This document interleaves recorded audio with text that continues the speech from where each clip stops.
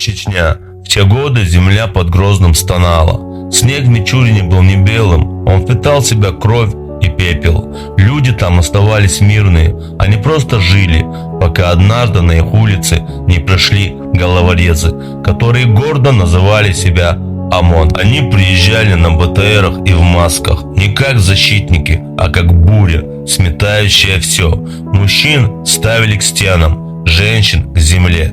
Кто молчал, того били, кто говорил, тот исчезал навсегда. Чуть позже, недалеко от Мичурина в дачном поселке в 2001 году нашли яму.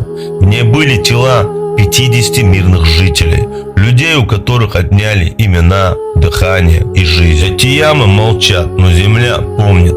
Международные организации Human Rights Watch, Мемориал, Европейский суд по правам человека все это зафиксировали. Документы есть, свидетели есть, но имена тех, кто это делал, до сих пор скрыты пеплом безнаказанности. И все-таки правда не умирает. Ее нельзя закопать в Мичурине, в снег и в землю. Потому что мы помним. И пока мы помним, мертвые не забыты.